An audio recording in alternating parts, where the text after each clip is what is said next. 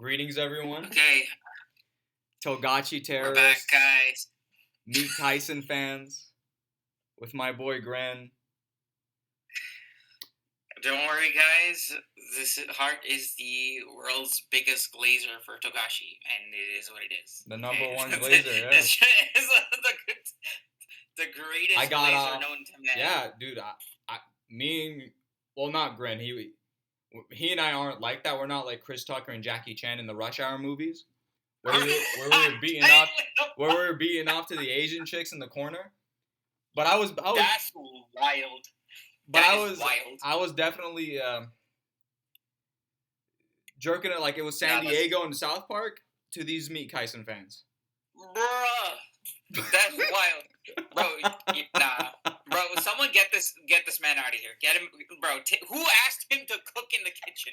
Get him out of here. You need Jesus, Heart. Anyway, on a serious note, it's been a while since we've last recorded. It's been since last month, I'd say. And then a month before that for the first video that we've done. So here's a bit of a story. Grin asked me to, about a day ago, he's like, yo, Hart, we need to start recording. I'm like, okay. He sent me a message on the typewriter. Because we're old school like that. We keep the old ways in check. We keep the old ways alive. Sent me a message in a typewriter. He told me, meet me at this restaurant. Les enfants sont frontières. And I'm like, okay, got it. We went there. Before I went there, I was spruced up.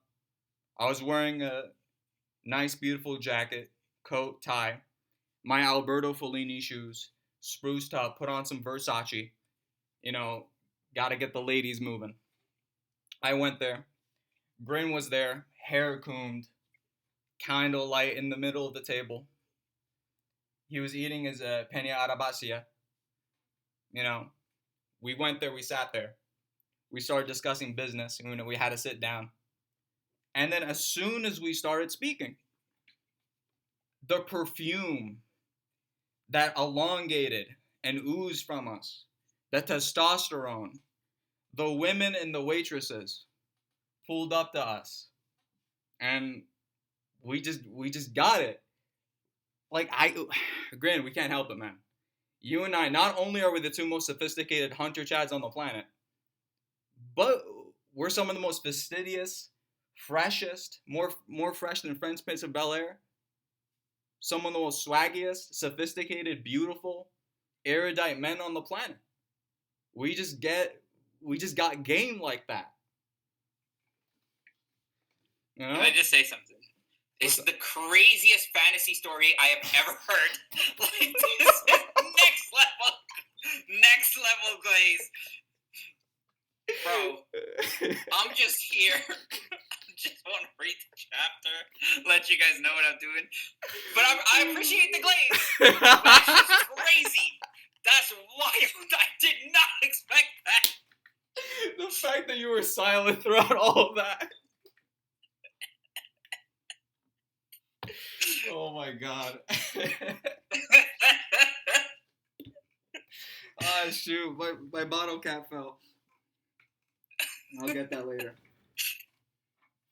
But yeah, we are here to do chapters 404 and 405. No, I think we can only do 404. Oh, only this 404, is a pretty big beefy chapter. Well, guys, if you want more chapters from us, if you want more stuff, you guys have to spam the shit out of Art's comments. Yeah. You have to tell him, spam him in his DMs, spam him in the comments section. Reach him out to wherever he is. And if you do that, then we could drop more chapters. Yeah. I can actually, give you guys stuff. And here's the thing. Mm-hmm. If you guys keep up the work, keep dropping more chapters.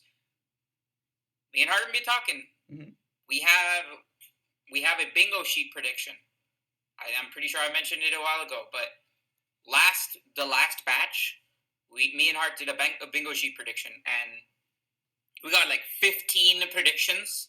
We didn't get a bingo, we got roughly 15 predictions on the bingo sheet as part of the last batch come true.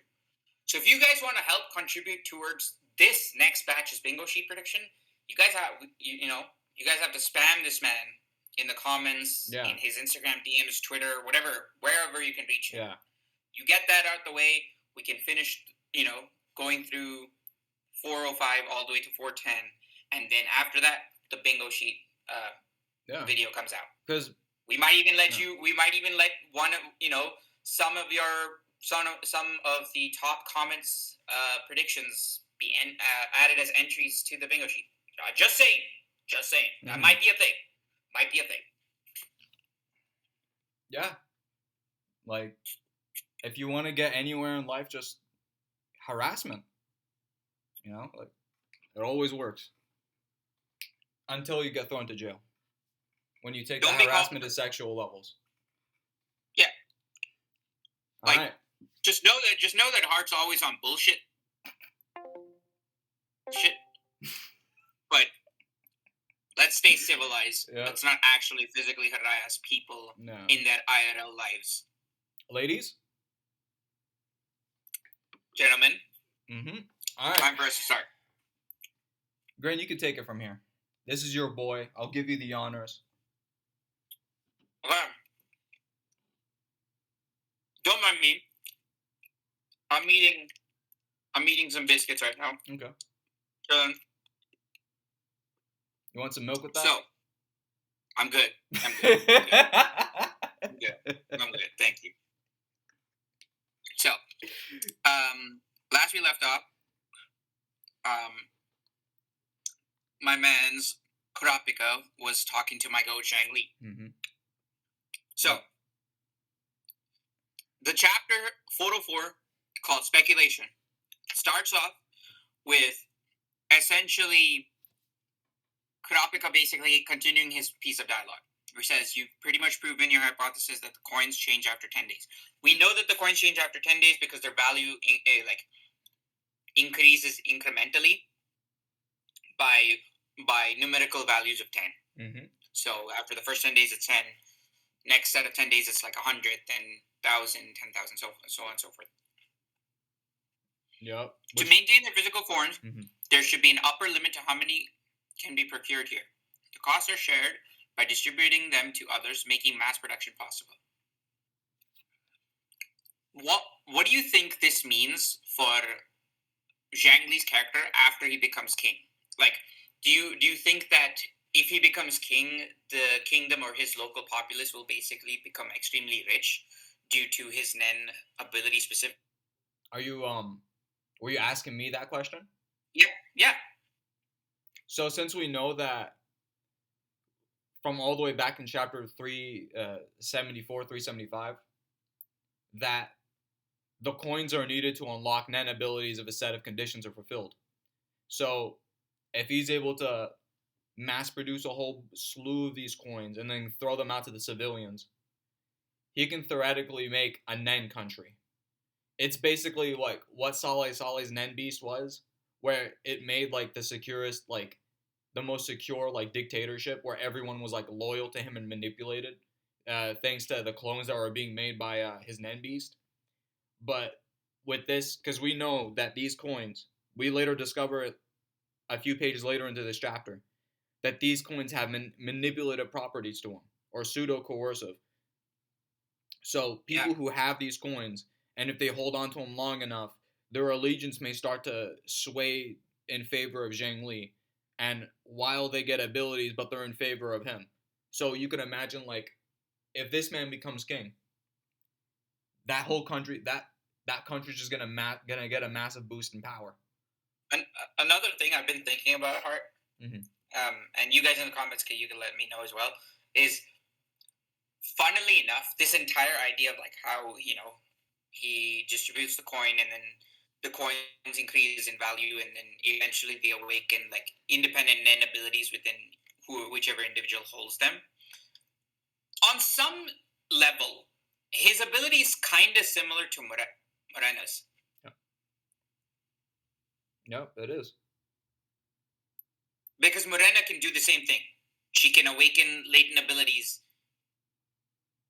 Yeah, all they gotta do is just.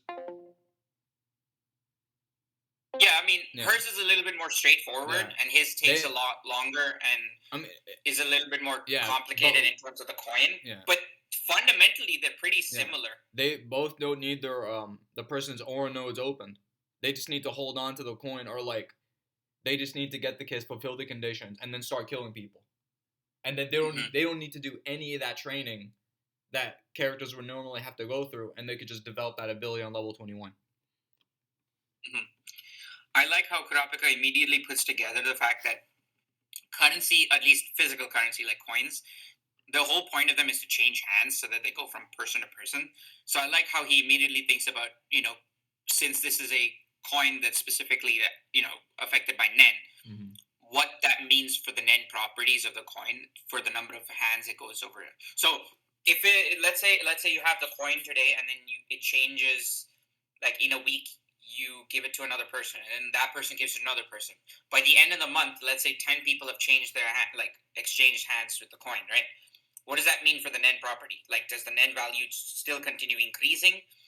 Does the from what we've property seen of the coin manifest in a different manner because it's exchanged through 10 different people? Yeah, we know so that I like how he's immediately thought about trying to keep an idea of or keep track of that, because it's important to understand the scope of one person's ability, both to help Zhang Li, but also for Kurapika to also kind of be aware of what the ability is. That way, in case in the future Zhang Li decides to betray Kurapika or do something to target Wobble, he's a little bit more educated and prepared to do what he needs to do to protect, Prince Wobble. And we later see, in a few pages later, that the value of the coin drops from 10 to 1. Value of the coin? Yeah, and then a few pages later. Yeah. And then we see the back. I remember when this chapter first came out, you were writing this panel. Yeah, bro, do you know how long it was? Like, I was the only person for years since Succession War started saying Zhang Li's the GOAT. But everybody slept on him. Since Grin caught up. Everyone slept on him. Everyone slept on him. Since Grin. And then the minute this volume came out, people started glazing it. Bro, I was here when people started glazing. I'm like, nah, these are all fraudulent ass fans. Yeah. They're fraudulent. Yeah. They weren't here back when Succession War started. Yeah, like they didn't care about him. Like, Grin, for context for you guys, I put Grin on Hunter. He started reading it like near the end of 2021, or like somewhere in the beginning of 2022. But I'd say it was near the end of 2021. The moment he saw Zhang Li, he was glazing him. He was already like the moment he saw that coin, he was like, "What the hell is this?" And he kept like asking, being theorizing, never knowing the answer. So so 403 and 404, because both chapters this chapter focuses way more on the coins, whereas like 403 had a single page. But this chapter was very cathartic for Grin, because he's been waiting years for this. Yeah, because funnily enough, a few. So for anyone who knows a little bit of like Hindu mythology, one of the first things I said is that the Nen beast, because it looks like the wheel of a ship, right? But it's also the Dharma wheel, like the spokes on the wheel. Plus, Zhang Li has like a whole like Buddhist monk Asian vibe kind of going for him. And the Nen beast is basically kind of shaped like the sun, but it's got very important values, and he's still a mysterious character that I'm very interested in figuring out what his whole deal is. Yeah. Most other princes, I am, it's pretty obvious what their agenda is, but Zhang Li, I like him because he's the most unpredictable and scary. He's unpredictable. He's scary. Because he's not thing. Introverted. Yeah. Okay, in a lot of mangas, when you're writing a mysterious character, usually the trope is to keep them a very introverted individual. That is not the case with Zhang Li. He's quite extroverted. He's willing to socialize. But usually when he says anything, it doesn't really reflect on his personality that gives the reader scope on or insight into what type of character Zhang Li actually is. Mm-hmm. He's a scary we don't character. Really get a lot more. We don't get a lot of insight into his mind. Yeah. Into the way he thinks or Grin. Who he is as a person. He's one of those characters where you have to like go deep into him. Like you have to recontextualize and like kind of analyze every moment that he has, because this is a guy who appears all nice and very chivalrous and respectful, but when he gets what he wants, he could easily just turn on them. Like, he's extremely terrifying. And right now, of the higher level princes, he's the only one they have an alliance with. Like, it's going down. Yeah. Well, okay. Yeah, he gives Kurapika the coin. Mm-hmm. He says, "Can you give one of those coins to your entourage, see what happens?" Kurapika, I'll give you this 10 coin. Will the 10 coin change if I give it away? We can see what happens in the number and the design, letting us kill 2 birds with 1 stone. Yeah, going back to the whole, like, trying to scope out the total capabilities of what the Nenbi's coins is. And Grin, by both checking whether it can increase its value and or Grin, seeing the design changes. It feels like Zhang Li is such a smart character, because you and I both believe that in terms of IQ, he's at least top 10 in the series. Yeah. He's got to be. Among the princes, he seems like the smartest character. Besides among all the princes, he seems. Yeah. Besides who? My goat, Zeddy. Your goat isn't. He's not. Okay. He's not IQ smart. He's charisma, and he's very like street smart. If that makes sense. Like, he's very good with like figuring things out. I feel like in terms of sheer intelligence, Zhang Li might be the smartest character in among the princes. No. I'm sorry. My goat. Listen, my goat already outsmarted a Nen user with decades of Nen experience on the second day. No, it's not that he's not talented. He's clearly that has nothing to do with talent. That's just pure genius. That's just genius right there. There's different types of genius. So in anything, right? There's people who are intelligent, like very IQ heavy, like tactically or IQ, intelligence quotient. That's Zhang Li. He's very, very smart. There's people who are street smart in terms of like tactical strategizing. Those people are smart as well. Mm-hmm. And then there's people who are extremely gifted, right? Who are gifted in very specific scenarios and are very, very talented. I want to say, not wise isn't the right word. His battle IQ is high. That's what I want to say. His battle IQ is extremely high.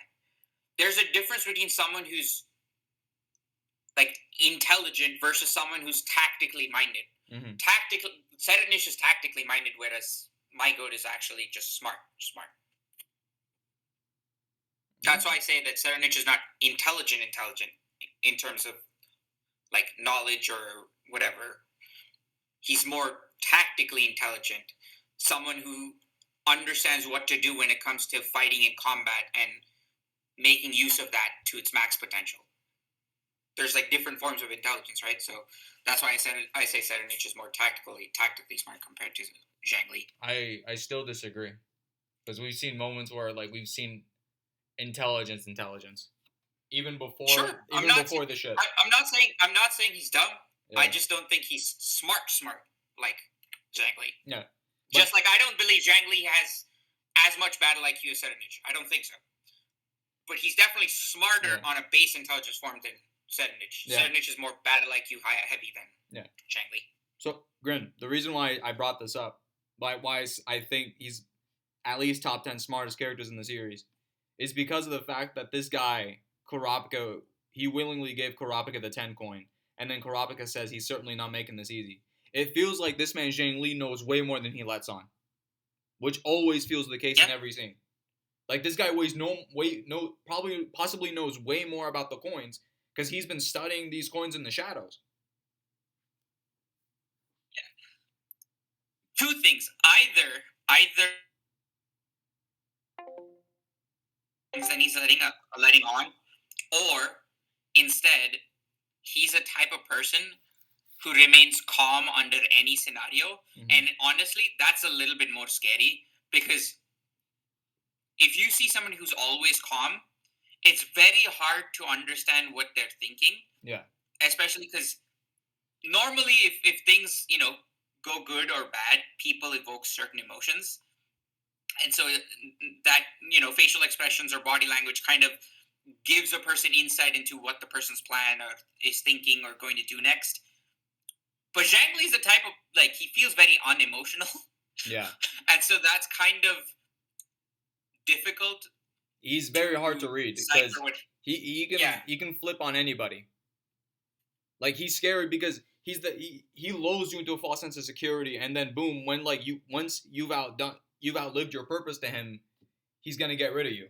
That's essentially what the alliance is with Kurapika and Zhang Li. Granted, I don't think Zhang Li would ever want to kill a baby. He finds that distasteful. He's got some sense of honor, but yeah, he's led by morality and honor and code. Yeah, even though he's also part of the underworld, so he's got some darkness to him because he embodies both the light and the dark sides of society.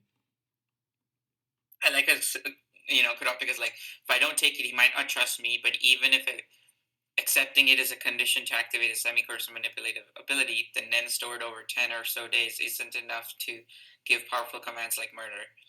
1 coin a day, they change after 10 days. It's a long-term outlook, an ability that would demonstrate its true utility after he's king. It reflects Zhang Li's personality to plan ahead. It'll be safe enough for now. This is the same thing that Zhang Li pretty much figured out in chapter 390. This is why I like Zhang Li. Because he's the type of character, if he makes it to the end of Succession War, he's going to make it to the end of Succession War using nothing but wits and intelligence alone. No Nen abilities, nothing. This man, if he manages to get to the end of the Succession War and survives and isn't dead by the end, he's goated, because his Nen ability is useless right now. It's only useful after he becomes king, but it's not going to help him currently in the, in the Succession War. Yep. Everybody else has some sort of Nen ability that can actively help them in the battle or aid them in some way to the Succession War. Not him. Nope. So. And then the number went back to 1, and it changed to the Zhang Li one instead of the Nen Beast in the back. Yep. Both the number design changed. It looks the same as 10 stories.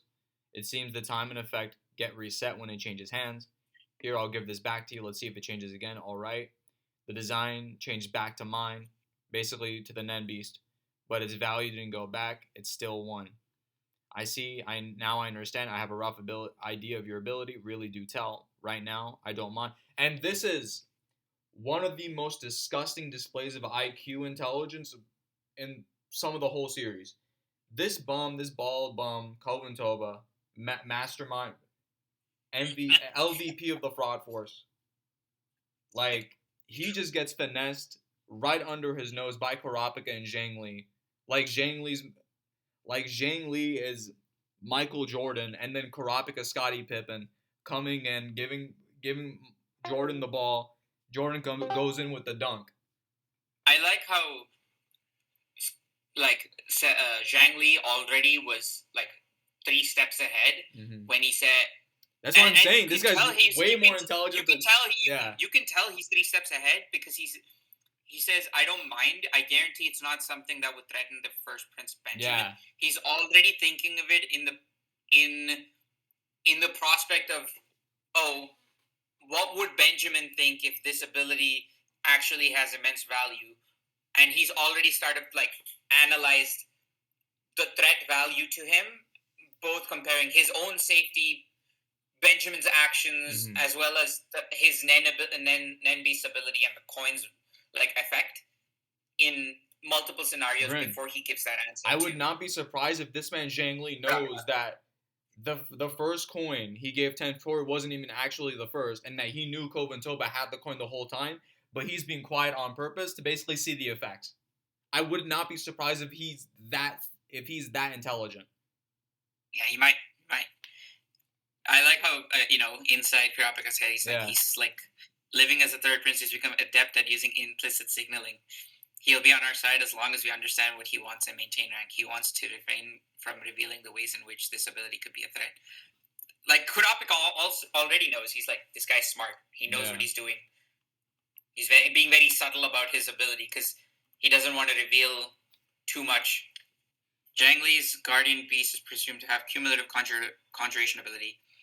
Currency is meant to be circulated by intentionally making it something to hold on to long term. The coin stored in it, perhaps enabling them to exit various powers later on. In about 6 minutes, when the coins are worth quintillion. That's absurd. Meaning they'll be ready to use Ned. As you surmise, 10 to the power 64 could be the required amount for a Ned ability to manifest in that person. After all, that number is represented in Buddhist terminology as unimaginable. That line is crazy. Yep. Unimaginable. Yeah, where the number becomes so absurd. Like this is actual. This is legit here too. The number becomes so high that you can't even fathom the number. Like there's not even a word for it. That's how insanely like high the value is. Yeah.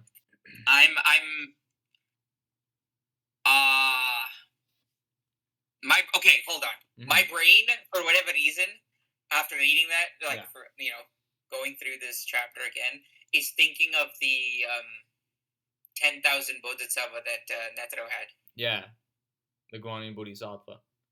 Yeah, and I'm like, that's another like Buddhist reference. Yeah, there's like there's Buddhist reference between Zhang Li and the Netero, and some of the stuff in like the entirety of Succession War is just the Guanyin is meant to be like a merciful goddess. Like remember that shot or that one art where the narrator says it was a merciless roar from the most merciful goddess, like embodying like violence and peace, Zhang Li, light and dark sides. There's a lot of Buddhist symbolism throughout Hunter. Looking at oh my god, okay, so I'm looking at the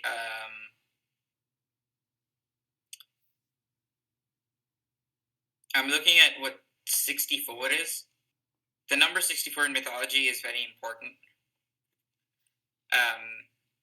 64 in tantric traditions, prominent group of female divinities known as 64 yoginis. They are considered attendants, manifestations of the goddess Kali or Durga, crucial in battles to restore dharma. 64. Some interpretations of Vedic texts mention 64 dimensions, where various deities and higher realms of existence reside, which are beyond the perception of material senses. 64 is a divine number. 10 to the power 64 would be like unimaginable. Meaning like this man could have like God. It has a lot of divine and God related symbolism. The number 64. Okay. Then, while the number 10 to the power 64 does not have a direct mythological name or distinct individual meaning, in mathematics, the Greek mathematician Archimedes used a system that went up to 10 to the power 64 in his work, The Sand Reckoner, to estimate the number of grains of sand in the entire universe. This demonstrates that the concept of very large powers of 10 existed in ancient mathematical thought. The power of the number 10 to the power 64 essentially relates to the symbolically to the vast and potentially infinite as described in the ancient frameworks. So essentially, 10 to the power 64 is gleamed at the potential number of, like, if you could put a grain of sand How many grains of sand would it take to cover the entire universe? That's 10 to the power 64 number grains of sand. It would take to cover the entire universe. And funnily enough, that number is also represented as infinity, or effectively unimaginable. It's so vast. It's not possible to be comprehended by a human mind. Yeah. So if the Nen coin has a value of 10 to the power 64, this man, like, if that ever happens, he might become God. Like, yeah. Who knows? Like, that coin is the ultimate prep time god. He could potentially even beat Batman with this. Give this man enough prep time, he wins everything. Yeah. Absurd coins. And there's the possibility he can use the coin for himself. Who knows? Mm-hmm. And we do know that in order to... Because we know that the Nen Beast has a mouth. And theoretically, Kovin Tova believed in Chapter 390 that in order to see what the coin does, he'd have to insert that coin into the mouth of the Nen Beast like a slot machine. Since Nen normally requires rigorous training to learn, this may be an optimal way to bypass that effort and the risk involved. We talked about this. A cumulative ability is often seen in those who are intellectual and who like to plan ahead. Zhang Li being glazed. In other words, this ability looks ahead to a time after you assume the throne. The very same thought that Zhang Li came to in Chapter 390. And this is a guy with no Nen experience. I like how he says, I see, it isn't it like me? Yep. I should omit this part about the plus. Yeah, we have to read these as well. In exchange for, because this is actual, going further into the ability.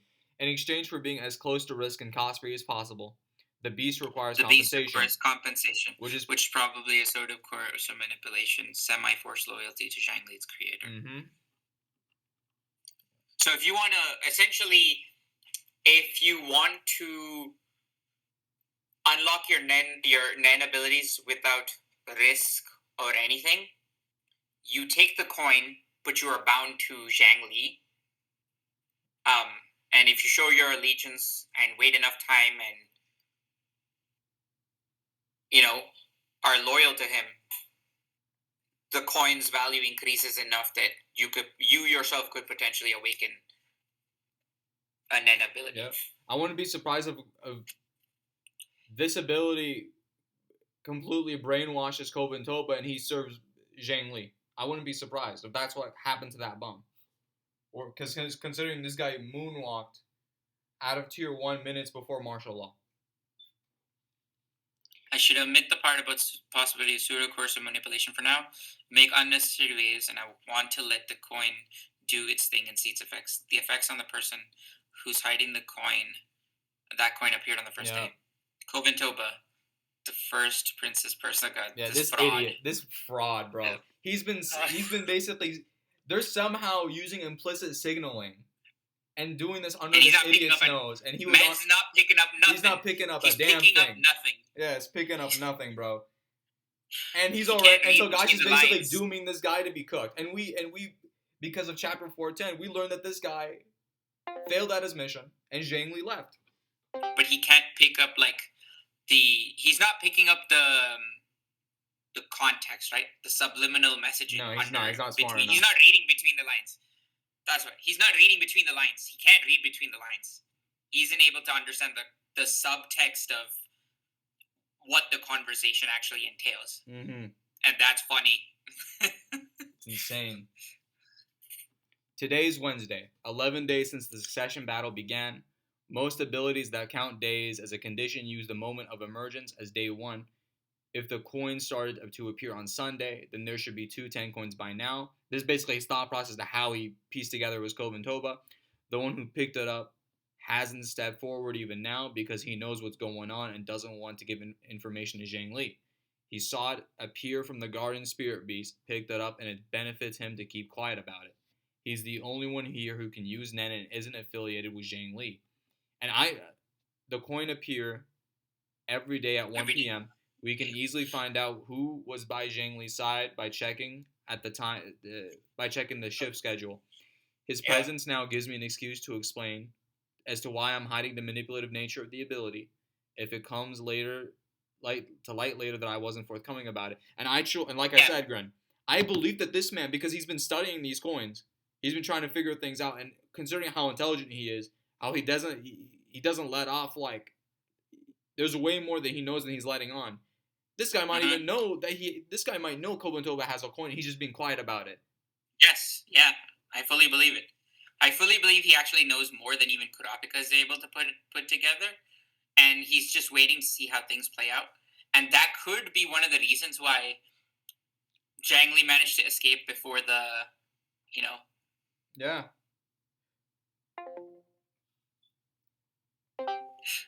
He must have just looked at Kobantoba and said, "You know what? Time to test to see whether this works." But the Star Wars meme. Yep. Yes, this is very helpful, Kurapika. Now can spend my time pondering how to spend my future with my siblings. While the number of coins you may have also have an effect, I think you should hold on to a few yourself for now. All right, then.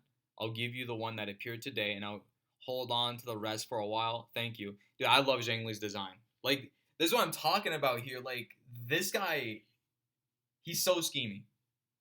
He's manipulative. The fact that he's forcing Kurapika to hold on to the coin, because he knows more than he's letting on. He's a threat.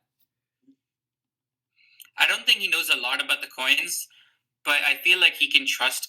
He knows Kurapika's almost as intelligent as him, so he's willing to give one to Kurapika to see that whether Kurapika would break, their agreement or not. Yeah. And also as a way to kind of test the coin's effects now that he's given it to Kurapika, to see if it's a little bit different from the ones he keeps with him. Yeah. Or is it a little bit different from the one Kobantoba picked up? Yeah, like, what was I going to say? Never mind. Oh, yeah, now I know what I was going to say. Now Kurapika, on top of Moonlight, has the coin. He's been basically assembling the Avengers. Been slowly gathering every single ability, every little trinket. Building up his arsenal. And we've been talking about how important the coins are because the payoff for them is going to be nutty when we do eventually get that damn payoff. Because Togashi's been setting this up since 2018. Maybe even before that in 2017. When the coins showed up.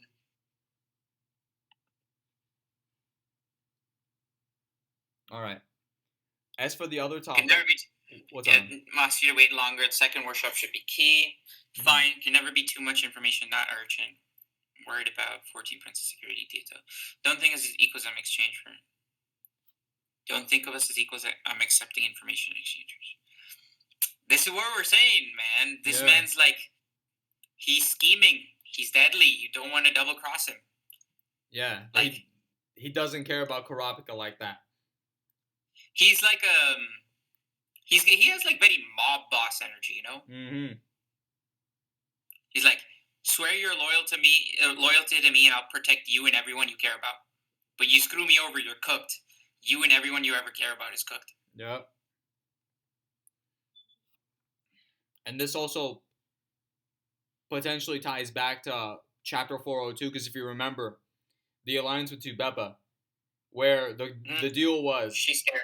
No, the deal was that if the 3rd, 5th, and the 14th prince are the last ones remaining, then Zhang Li immediately wins. And basically the deal is that if they're the last 3 remaining, Tubeba and 14th, they just automatically withdraw and they basically accept him as the winner. Yeah. So it's in his benefit to protect Wolbel. But the thing is that Tubeba doesn't want this alliance, and she's planning on destroying it, because she doesn't want any of the top 3 princes being king. Yep. It's likely the others use the first workshop to gather intel and lay their groundwork. You should prepare yourselves. What were we going to say, Grin? I like how information on Nen pertaining to success are extremely beneficial, but it comes with great risk. Yeah, it does. These visuals, man. The imagery. This is one of the more beefier chapters. Hence why we're only doing this chapter, because it would be a nightmare if we did two. Zhang Li's go ahead, man. I'll let you one of the princes of the mafia family under their wing, over 200 members on board lower tiers. Combat potential serving as inhibition against high princes. Power balance between him and Serenich Lazarus, with their connection to the underworld, is important. If it tips too far, the situation could change drastically. If the ropes in the tug of war between these three princes snaps, who has the most benefit? Benjamin. He has a powerful weapon in his back pocket called martial law. The intensifying conflict between the factions will be enough reason to enact it. He can place all the princes under house arrest with the pretext of protecting them, and then he'll have free reign. The problem is how the rope gets cut. The rope that held this balance for so long may seem fragile, but it's actually extremely strong. If this breaks out not into an all-out war without any deals, the surest thing to happen is the assassination of the leaders. The real leaders here are the benefactor princes. Once a situation is created where any assassination of a prince can be interpreted as a mafia hit, all-out war will transition into martial law. No. But here's the thing: martial law has already as far as we know, it's already taken place. Has already happened in 410, and it wasn't exactly as Kropika thought, because it was Hulkenberg that caused it to happen. Yep. And it wasn't any of the three mafia princes, like any of the three benefactors, that basically caused, war. Yes, that kind of stuff is still happening with the Haley and whatever down in the lower floors. How that ends up playing out with the Spiders, Haley, Morena, all of that will affect, Lazarus, Serenich, and Zhang Li. Yeah. It's possible entirely that Benjamin will go after either Zhang Li, Serenich, or Lazarus. We repeat this very situation and consider Benjamin's personality. Even if Zhang Li was living with the youngest prince to protect her, will hesitate. In fact, her death would emphasize the cruelty of the mafia and the place to blame on them. Yeah. Fire visual, fire imagery. This is what... Oh, yeah. This chapter, this chapter was so hype when we read it. We were just losing our mind, because the amount of information, the amount of stuff happening, like, people would complain about this chapter, but it's also a chapter where, 5-6 pages of it was just pure art. There was no dialogue.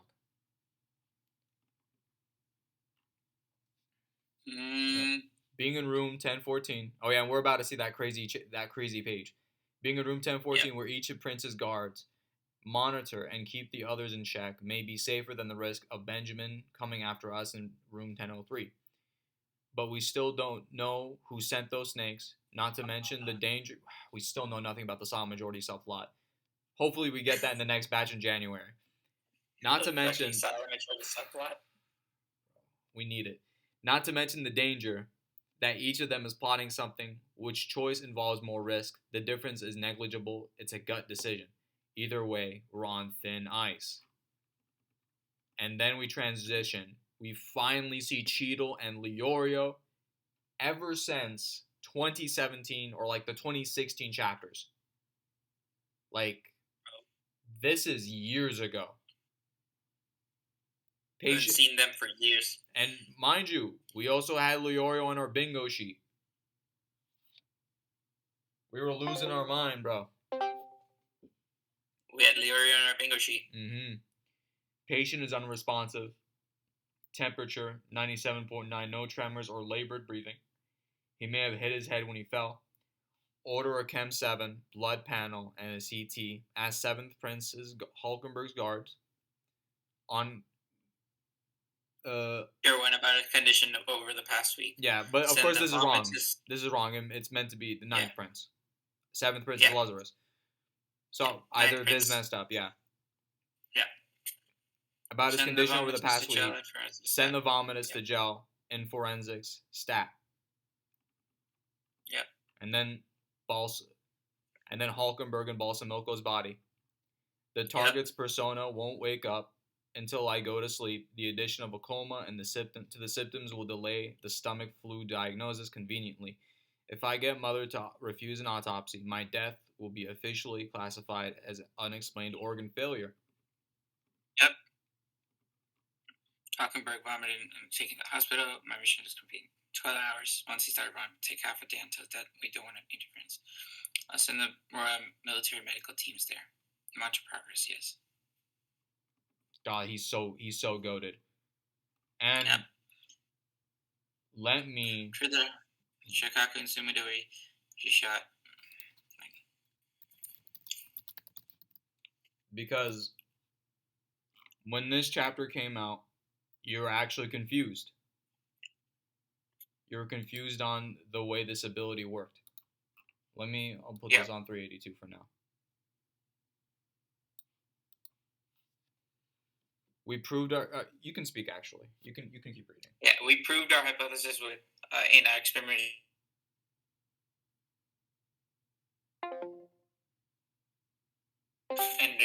And recited Shikaku's service number. We confirmed the fact that only one of the swap minds could be awake at a time. Our side generally has priority. While Sumidori, the body, is conscious, Shikaku, the mind, won't awaken. While once Sumidori wakes up, Shikaku is forced to lose consciousness. Trying to awaken Shikaku won't work during this time. The priority is earned by putting our lives on the line. So essentially, if Shikaku goes into Sumidori's body, and Shikaku's the mind or the soul in this case, then effectively the soul has control over the body for a small period of time. Mm-hmm. But when the body's original conscious wakes up, Sumidori's conscious wakes up, the soul that's inhibiting the body basically has to leave the body or get erased. It's crazy, man, because a lot of people were confused by how this ability worked, but it was like, to me, I just understood it. And like, so okay, they shoot. He gets knocked out. Similar. Yeah, it's very similar. It looks complex on the surface. It's a busted soul manipulation ability. For anybody who plays D&D or Dungeons and Dragons, if you guys know about possession, like the possessed condition, in D&D it's very similar to possessed condition, but the only difference is when the original consciousness basically wakes up, then whatever is the inhibiting consciousness basically gets removed from the body. Mm-hmm. Essentially, if you're possessing, so normally ghosts in D&D, they can possess a creature and then they can take control of them, right? Yeah. That doesn't get rid of the creature's natural consciousness.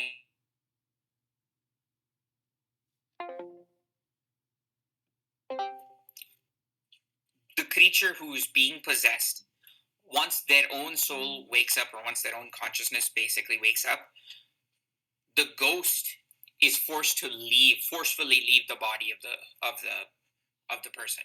Mm-hmm.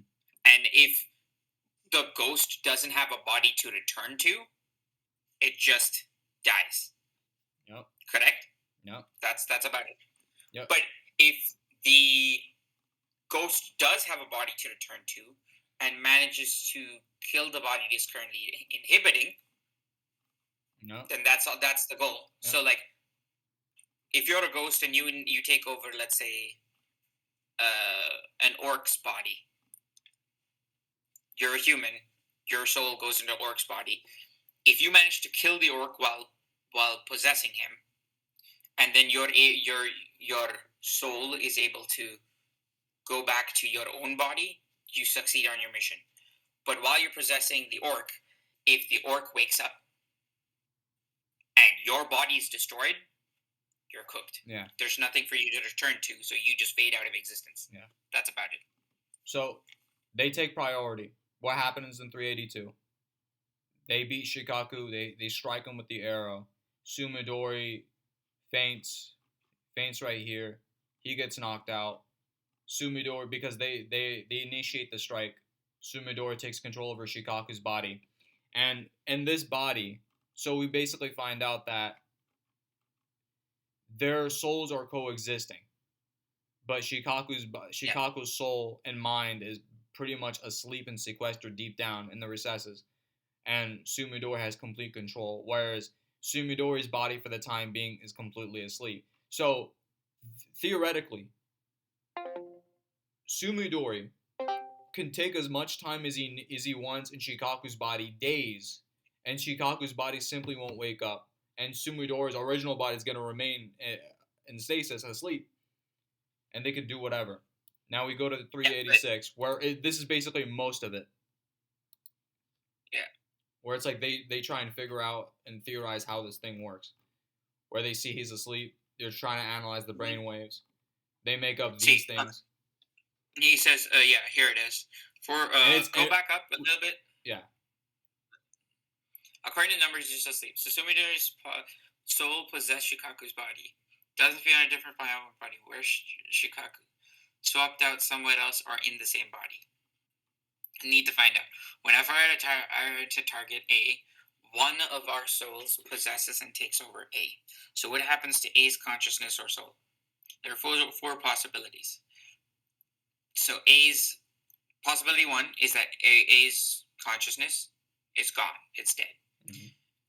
Possibility 2 is that the soul, Shikaku's soul, the consciousness, has been has taken over Sumidori's body, but that isn't the case. Possibility 3 is that it coexists inside Shikaku's body, and possibility 4 is that it is gone somewhere else. Yeah. We know that it isn't A. We know that it isn't dead, so that's not the case. Yeah. And we know it isn't switched bodies with Sumidori, because if it had switched bodies, then Sumidori would have woken up. Well, Shikaku would have woken up inside Sumidori's body. Yeah. But that's not the case. So it's only possibilities 3 or 4. Meaning either it coexists inside Shikaku's own body until he's ready, or 4, it's gone somewhere else. They speculated that this was random, and we later find out in 404 that it is random, and Hulkenberg can also be affected by it. Because Nen is based off like ideology and your philosophy, and he also puts himself on the same scale as value with his own men, because he believes that they all have the same resolve, which is the danger of the ability. So for now, there's no way to disprove any of these. If it's true, if it's 3 and Shikaku's soul remains in this body, it seems I pushed him out and he remained buried in the subconscious. It would be difficult to verify 1 and 4. 1 would being that it's gone to another. 1 being it's dead, meaning Shikaku's base consciousness is gone. Or 4 being that Shikaku's consciousness went somewhere else, left the body and went somewhere else. But if Sumidori's brainwaves can change, we can confirm 2 that someone is in there. Yeah. But one body is gone. Okay, so once one body is gone, then 2 souls now coexist, but one's going to be asleep. So right now, okay, what they're saying here is that Shikaku is pretty much asleep, but he's going to remain asleep in Sumidori's body until something happens to Shikaku's body, where Sumidori is in control. He shoots himself. No, what they're basically saying is, since they're not disproving anything, right? Any of them. Yeah. They're saying that if Shikaku's soul went into Sumidori's body, they can easily prove that because the brain waves would pick it up, right? That's why they have Sumidori hooked up to the machine. Mm-hmm. Like Sumidori's body. No. That's what I'm saying is, right now, Shikaku's sequestered in the recesses of his body with Sumidori in control of Shikaku. But once one body dies, now it's Shikaku's soul that's awake, and now he's in control of the other body. While Sumidori is asleep until Shikaku's soul eventually dies out, because his original body is dead, and he doesn't have anything to return to. And then Sumidori takes control, and then Shikaku's gone forever. It's the reverse that's happening, but with Hulkenberg and Balsamilko right now. Essentially, if Sumidori dies, then Sumidori's soul that's in Shikaku's body right now cannot return back to Sumidori's body. Mm-hmm. But if he can, he can't. Does it say that they can't return? We don't know. What do you mean? Like once a soul has taken over a person's body, like Sumidori's soul taking over Shikaku's body, can Sumidori's soul go back to Sumidori's body? Only when he kills. No, they can't do that. Only when Shikaku's either he's knocked out in Shikaku's body, or Shikaku's body is dead, and then it basically forces them back. That's what they've been doing with Vict, where they haven't killed his OG body, So they still have complete control over that. Yeah. So. Yeah, he shoots himself. Yeah. There's Shikaku's body now dies, and then Sumidori's soul is now forced to sleep. It's backed into Sumidori's body. Yeah, so now both souls are coexisting within Sumidori's body, and this is where Shikaku wakes up, and he asks him the service number, the post and service number. We never get to see the result of that. We finally get this in 404.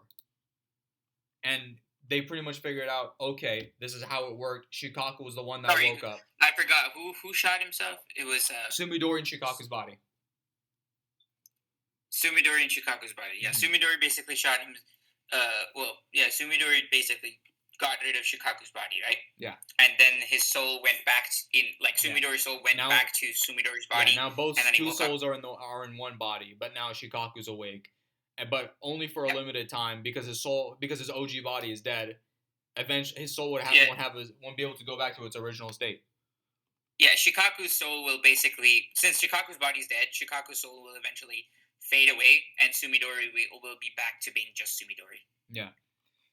My ability is a forced mind swap, or soul swap. One person is chosen at random from our group and switches minds with the victim shot the arrow. Next, we need to find out what happens to the mind when the body dies. When there are two bodies, only one persona can be awake at a time, and priority goes to us. Since the definition of death isn't spelled out in succession battle, it's reasonable to consider that both the body and mind need to be dead.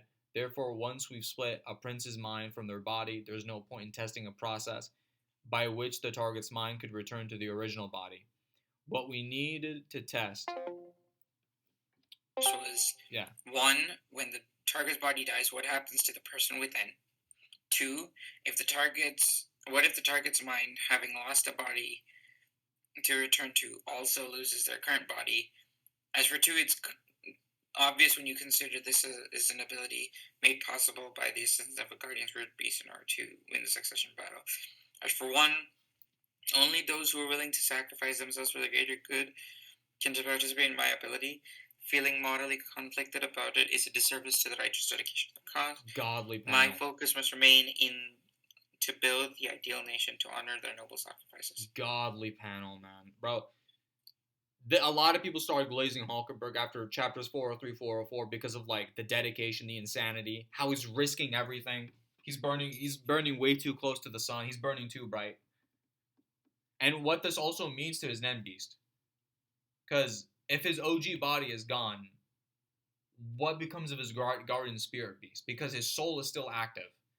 And I think a page later here, he says that he basically took a sleeping pill to repress Balsamilko's body, his mind, for at least another more hours. So now he has essentially 10 hours to basically end the contest once and for all and win in one fell swoop.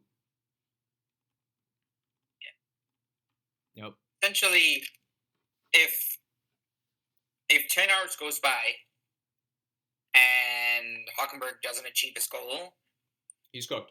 Then he just and dies. Balsamilko gets he back. just fades out of He just fades out of existence, and Balsamilko will just wake up in Balsamilko's body, and that'll be fine. And Yep. He could still potentially use the arrow ability. If Hulkenberg kills Balsamilko, because he's right now inhabiting Balsamilko's body. So if he kills Balsamilko's body, where does his soul transfer to? I don't think his soul can transfer anywhere because his OG body is dead. And the only way for him to transfer souls is to use his arrow ability. But the problem is that the arrow ability has the RNG where anyone can be randomly selected and be swapped. Therefore, if he kills Balsamilko's body, Balsamilko is cooked and Hulkenberg is cooked because his OG body is dead and he's not. And even if he uses the arrow ability, which we don't know if he could yet, there's no guarantee that it'll be him that has his soul swapped again. Because it's RNG. So, Essentially, no matter what, in this particular scenario where we are, he's no kind of matter screwed. what Hockenberg does, he's gonna die. Yeah, he's very screwed. But the fact is, this is why I'm very confident in my boy, because he knows these things. He willingly poisoned himself. He has to have some sort of plan, because there could be some Nen after death thing. The Guardian Spirit Beast might pull something off, or he might legitimately like manage to actually clutch it out and win within the 10 hours. Or because remember, actually, Nen after death's a real possibility. Yeah. Because if Nen after death, like if he manages to kill Balsamico or kill one of the other princes, and then dies, but his Nen after death awakes, it could be like a thing where his soul goes back into his own body, and his body wakes up. Mm-hmm. There's also the thing, Grin, where they're with the funeral concession, where they're basically getting his body up to tier 1. So they may do something. There's also, they still have Vict, who's so like Hulkenberg at least still have some people with him, because there's right now 12 people that'll be carrying the funeral. Hulkenberg still has a couple men that are like hiding, that he could be basically. We don't know what this man can do. And I also believe that because Hulkenberg is on death's door, we need to finally see him interact with Seti. Like, their dynamic is way too important. It's been set up since chapter 350. It's one of the most important things to Serenich's character and Hulkenberg's character, and one of the more important plot beats in this whole arc. That we need to see this. Yeah, we need to see this. Yeah, we need to see what happens when Hockenberg, as Balsamico, met Benjamin. Yeah. Before we're gonna get all this within the next 10 chapters. Like, we have to know what Seti really thinks about Hulkenberg, what Hulkenberg thinks about Seti, what really is that dynamic, if we even get a Cocking Prince flashback. And because we still don't know what Seti's reaction is to Hulkenberg dying. How did Hulkenberg use the TF2? The TSK 47. TSK. Oh, no, TSK 17. TSK 17 on Benjamin. And managed to get away. Yeah. Because we know that we don't know if he's dead or not. Well, yeah, we don't know whether he's dead or not, but we know at the very least he hit Benjamin with it, which means Benjamin is also going to die. Pieced up that bum. Effectively. Because if I remember correctly, how quickly does TSK 17 kill you? It's about 10 to 12 hours. Okay, so about the same length of time that Hockenberg had. And I forget how much time exactly passed when it came to Hulkenberg. Because Togashi, only gave us, 12 at noon. Okay. No. I think we did a thing. No, we put it... hold on, let me check our DMs. I'm pretty sure we did this thing a while ago. Because here's the thing. We get, a bit of a time skip. And then, we get, the time of the funeral starting. But we don't get a time frame after that. Okay. 6:45, Balsamico pulls up on Hockenberg. 7:50 a.m., Balsamico calls Benjamin, tells him that he still hasn't done. 8 a.m., Serenich is draining his activation under 1 second. 8:50, Cacho, Melody, and Kaiser finish delivering the letters to each prince. Here it is. We theorize that Hockenberg's death time, if he were to die, is going to be somewhere between 12 a.m. to 4 a.m. on Thursday early morning. Meaning time limit for plan to succeed is between 10 a.m. to 2 p.m. on Thursday. Because somewhere between 12 a.m. to 4 a.m. is when the swap. Yeah. Possible. I think we said possible outcome 1 o'clock in the afternoon as of chapter 407 is Hockenberg failed his mission. He found a way to extend his timeline to a new host. Hockenberg roughly still has an hour left to finish Succession War. Hockenberg found a way to escape the Succession War and continue living in Balsamico's body. We literally theorized and I checked in our DMs. We Yeah. literally theorized and narrowed down these 4 possibilities. Yeah. Man. The fact that we finally get to potentially get the payoff to this. Like, what the hell happened? And stuff that I've been waiting for years. You know, when it comes to... Because, again, like I told you, Grin, we don't know what the hell... Because supposedly Hulkenberg is the one prince that Sadie cares about. And Hulkenberg cares about Sadie. He's the only one that respects him. We don't know what Sadie's reaction is to Hulkenberg's body dying because we later see in the chapters that the other characters are reacting to this. And, yeah, they're seeing that. And it's like, yo. But Sadie's been hitting the damn Nen gym in his room. Ever since he went there, he never came out. It's just the time I'll have until Basamaka's body awakens can be only loosely finessed, but I'll be able to control this body for about 10 hours after my own body's death. So after his body's death, he has 10 hours from after his body dies to control it. Mm-hmm. And we said...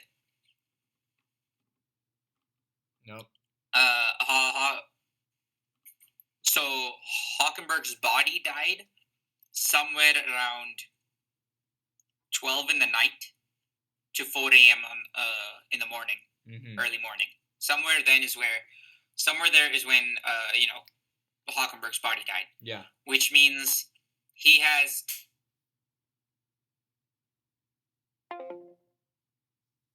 to succeed is between 10 a.m. in the morning to 2 p.m. in the afternoon. So he essentially has a thing. Because we know as of 407 that Hockenberg roughly has like an hour, he's either failed his mission, he's either found a way to extend his timeline to a new host, he's either still has 1 hour left to roughly finish the Succession War, or he's found a way to escape the Succession War and live in Balsamoko's body. Those are the only 4 possibilities for him. Yeah. Nothing else exists for him. Okay. Yeah. I think we pretty much covered everything with the Hulkenberg stuff, yeah? Yep. Okay. Next move, Victor and Succession Battle. Yep, that's done. Yep. Benjamin brings his own people, removes the hunters because he doesn't want them to somehow reverse this. Look, another Leorio panel. Yeah. Just clean, just pure, and people say that Togashi can't draw, or like Togashi, that Hunter x Hunter's just words. Togashi made them eat their words because like several pages in this chapter, just pure art. Pete, Benjamin, with Furikov, Camilla, your boy, Go, and we have this page essentially embodies where else is the crown this heavy. We've now went from 9 seconds to under 3 seconds, and the dude is getting closer and closer. Fire dialogue. Who was it that said, leveling up isn't climbing a hill but a staircase? It's so true. My time just wouldn't get shorter and I was about to get discouraged. No way. Just 3 days, this is absurd. Theta, what am I supposed to do with him? I still can't take it easy. Getting under that last second will be much harder. 1 week. 10 days. It might even take 2 weeks. Damn it. I'll make it happen. I'll carve it down. That's how. The progress he can make in any given moment of time is so much more than what the average guy can do.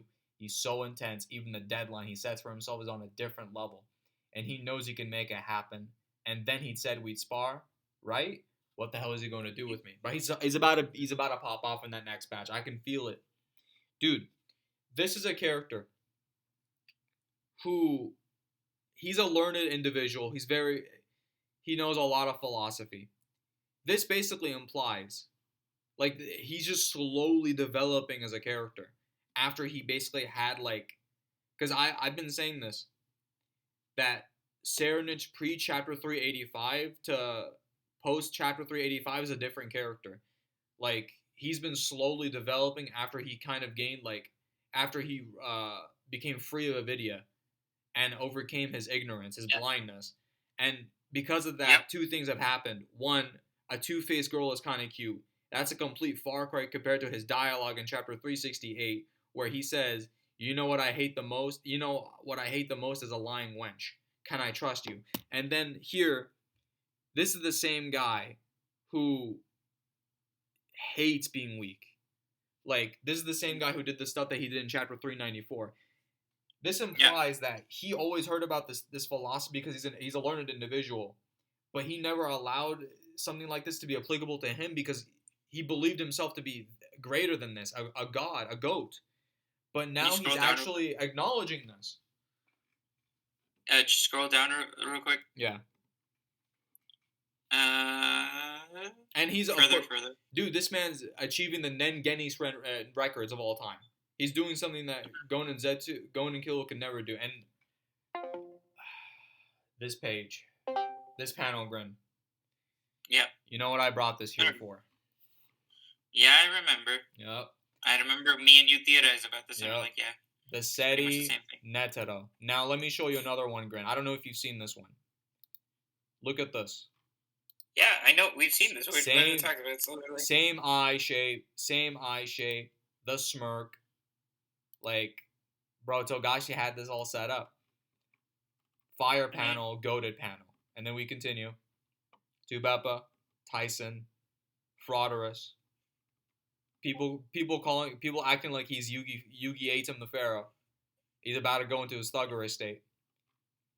If he goes into thuggerous state, then then he becomes thuggerous, but otherwise he's Fraudorus. Yeah, right now he's Fraudorus. And Fugetsu on death's door. Kacho's Nenbi's body is like becoming transparent. So basically, this could be implying that, because if you remember the conditions of this Nen Beast, you know, she lives until the other person dies. So if Fugetsu dies, then this Nen Beast disappears forever. Now, Fugetsu dies, Kacho disappears. Yeah.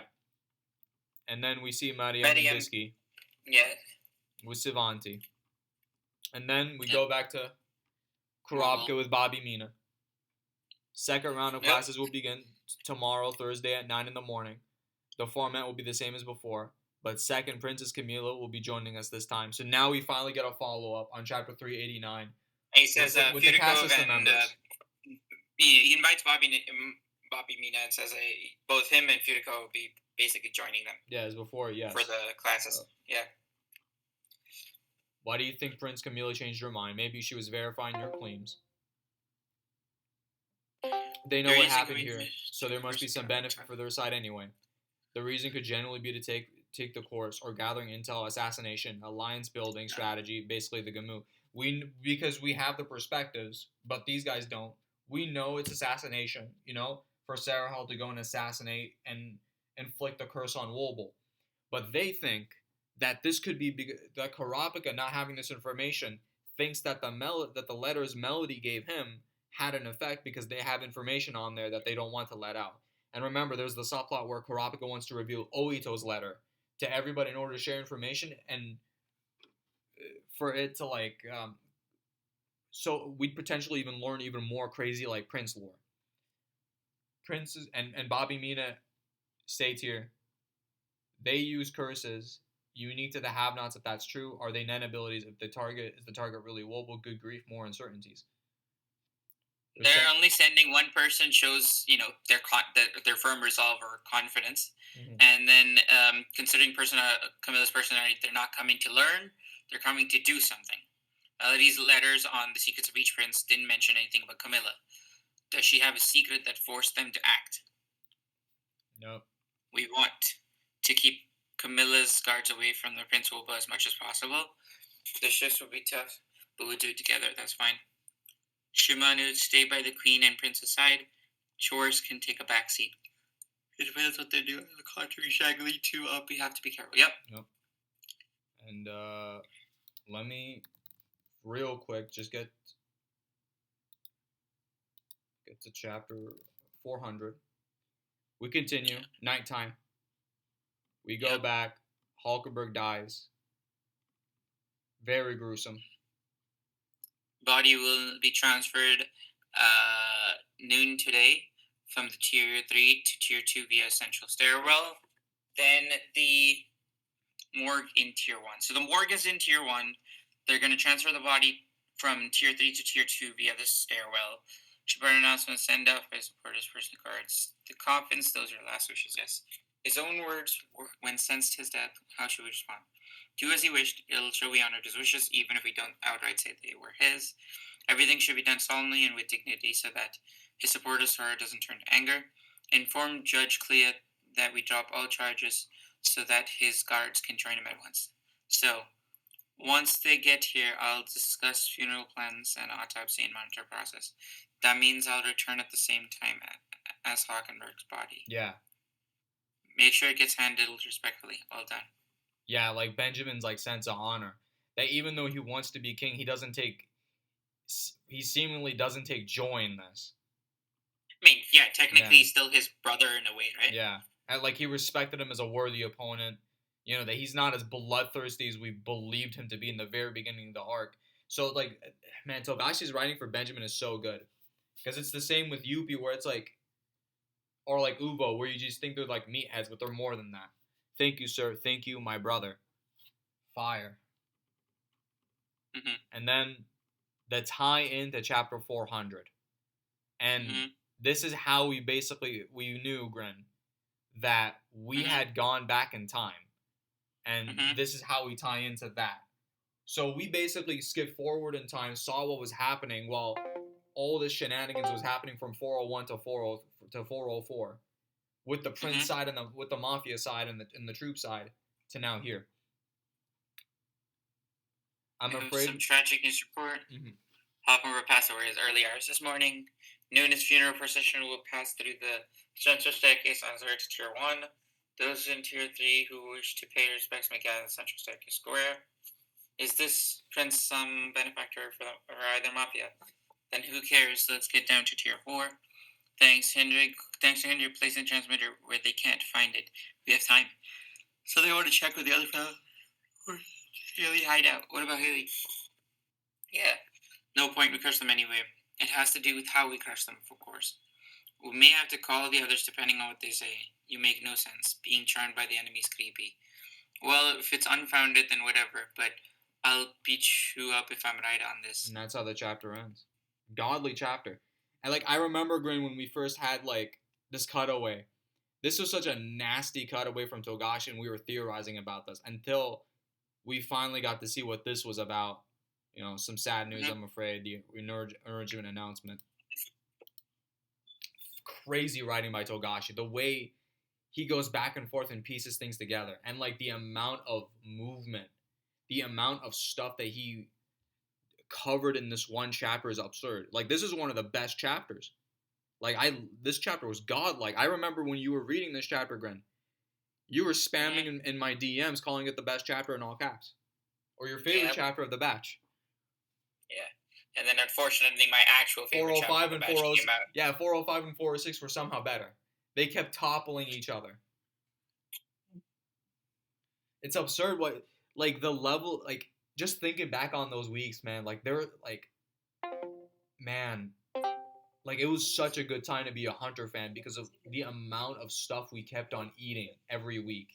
Every week, like, a chapter felt like 5 chapters.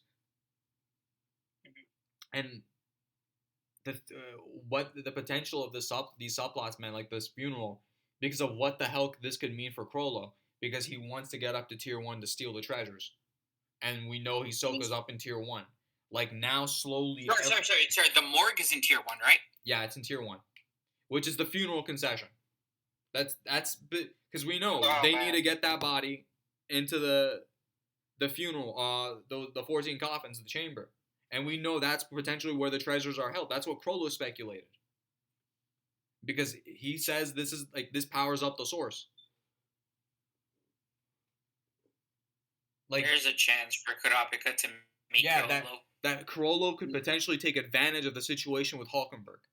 Like, it's absurd. There's so much that happened in that time frame that we don't know anything about. Like, it's crazy what Togashi's doing right here. And we're going to get these answers in January, Grin. What did you think of this chapter? My birthday month. Yeah, your birthday month, man.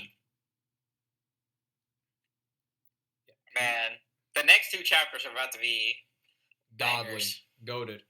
God, the amount of theorizing I'm about to be in for the next 2 chapters is going to be crazy.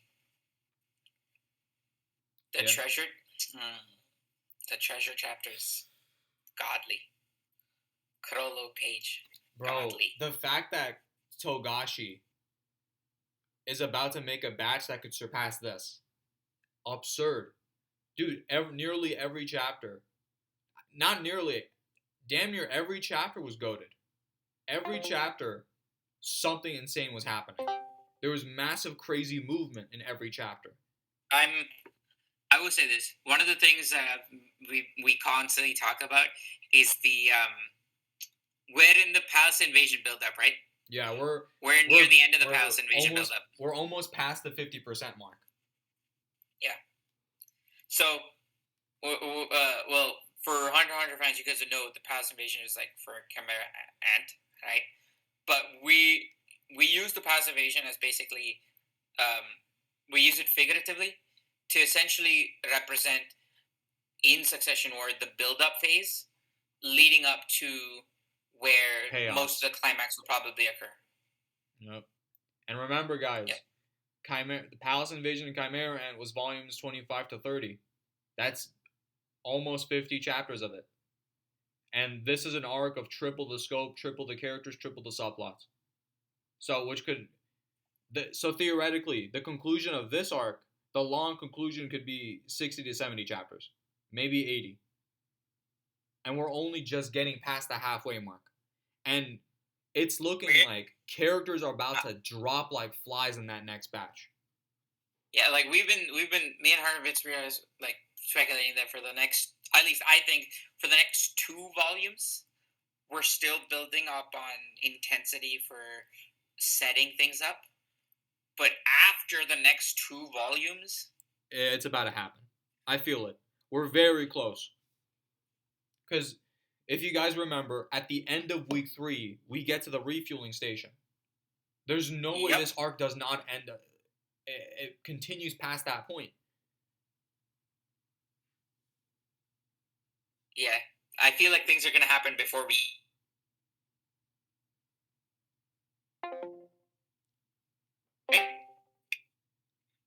So, also keep in mind, there's a good chance the predictions happen. So either the Succession War happens within this week. Is the Succession War happens this week, and then somehow some of the princes kind of get away, and then the ship continues past the refueling station. That means that the predictions for the Spiders' deaths happens either this week or well after the refueling point. Yeah. Like these troop members are not safe, man. And nah, I need to see the refueling station, because here's the thing: once we get past the refueling station, Dark Waters. Ooh. Oh, that's like the first place we're gonna get close, bro. I know we won't get to the Dark Continent, but the Dark Waters, we might get in our, like, I might get my Davy Jones, the closest thing to your Jules Verne. Jules Verne bag, bro. Yeah, like seeing those crazy monsters. Yeah, Moby Dick, Journey to Mysterious Island, you know, Robinson Crusoe, all that like goat shit. For now, I get to enjoy my political peak. Still, yeah. And it's only about to get better, Grin. Like, we're about to experience some of the 10 greatest chapters in all of Hunter very easily, with how everything is just being set up. Like, we're not even at the Morena. We're not even at the Morena stuff, bro. Yeah. But anyway, do you have any closing thoughts, Grin? No. I want you guys to comment on the video. I want you guys to message Heart in DM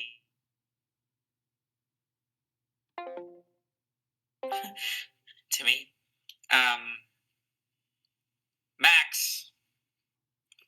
Max, you'll get a cameo. Just probably not the way you expect. Yeah. Don't spoil the surprise yet, though. Anyway, I want you guys to comment your theories, anything you guys want. Let us know if the audio is good, if there are any cutouts, anything else. That being said, we are out. Keep up. Yeah, we're out. keep subscribing. Do shit. Kudos.